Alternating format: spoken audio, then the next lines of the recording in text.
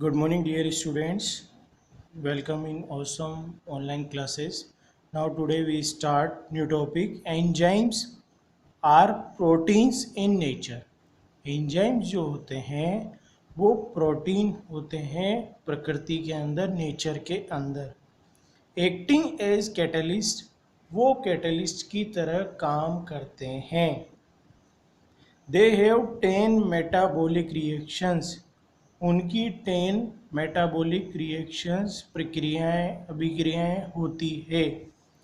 Absorption और assimilation, absorption और assimilation क्या है? जो 5 स्टेप्स में से 2 स्टेप्स में हमने पहले तो पढ़ा था इंजेशन, फिर डाइजेशन, अब है एब्जॉर्प्शन और assimilation. The process by which, एक प्रोसेस जिसके द्वारा द डाइजेस्टेड फूड मॉलिक्यूल्स, जो डाइजेस्टेड फूड मॉलिक्यूल्स हैं, आर टेकन अप और एब्जॉर्ब, एब्जॉर्ब करने का मतलब है लेना, अंदर लेना उनको, बाय द इंटेंसिव वॉल, जो इंटेस्टाइन होती है हमारी, उसके द्वारा उसको अंदर लिया जाता है, इंटेंसिव वॉल उसे कहा जाता है। And send to the circulatory system, और फिर उसको, जो हमारा सर्कुलेटरी सिस्टम है बॉडी का, उसके अंदर उसको भेजा जाता है। इज कॉल्ड एब्जॉर्प्शन, इस पूरे प्रोसेस को एब्जॉर्प्शन कहा जाता है। ये प्रोसेस है जिसके अंदर डाइजेस्टेड फूड मॉलिक्यूल्स को एब्जॉर्ब किया जाता है इंटेंसिव वॉल्स के द्वारा, और उसको सर्कुलेटरी सिस्टम में भेजा जाता है। इस पूरे प्रोसेस को कहते हैं absorption. The absorb food is then incorporated into living cells, तब ये जो हमारा जो एब्जॉर्ब मतलब अंदर लिया हुआ फूड, एब्जॉर्ब का मतलब होता है कि हमने वो फूड एब्जॉर्ब कर लिया है, अंदर ले लिया है, और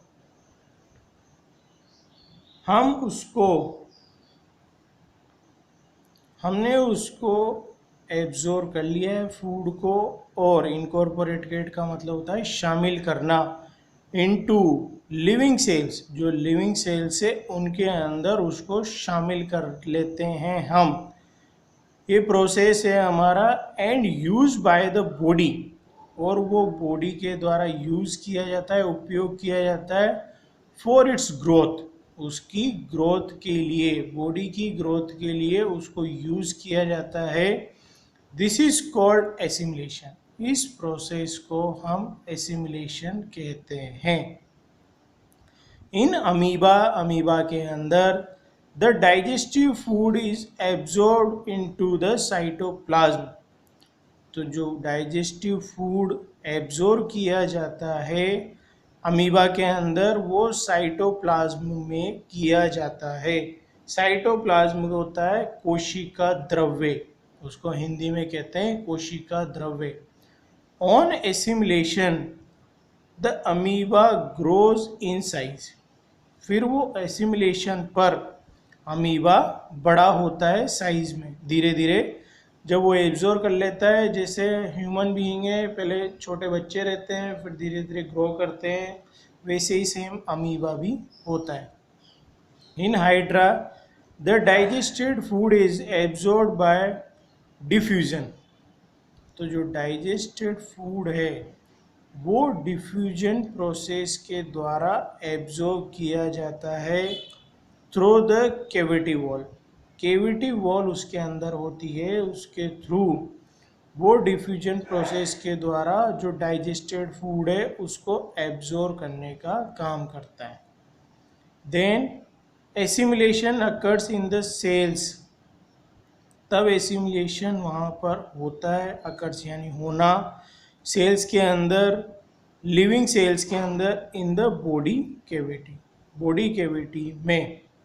इन हायर ऑर्गेनिजम्स, फ्रॉग, मेन, ये हायर ऑर्गेनिजम्स हैं।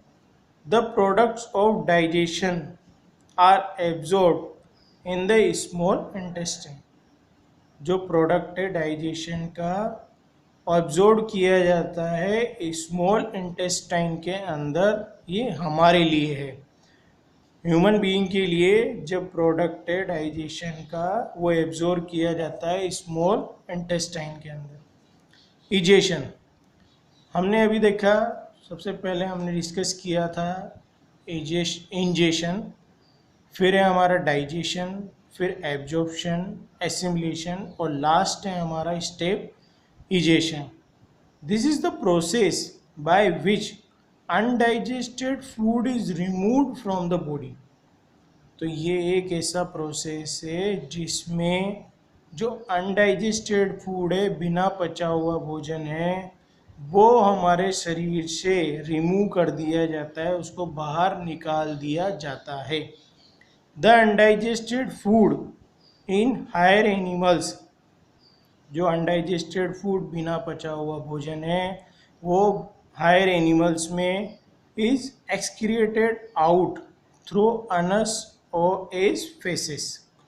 तो एक्सक्रिएटेड मतलब बाहर निकाल देना, किसके थ्रू? अनस के थ्रू, और फीसेस की फॉर्म में।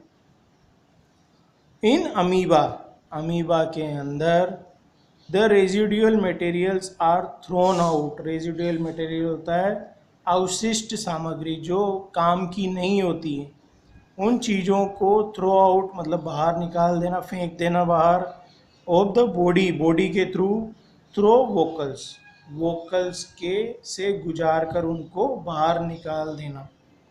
इन hydra the residual materials are in hydra the residual materials are discarded. जो रेजिडुअल मटेरियल्स हैं उनको डिस्कार्ड किया जाता है through the single body cavity, single body cavity के through, that works both as mouth and anus, जो दोनों का ही काम करती है, माउथ और अनस का, मतलब मुंह से, मुंह भी एक ही है और जो एक्सक्रीटरी सिस्टम है वो भी एक ही है।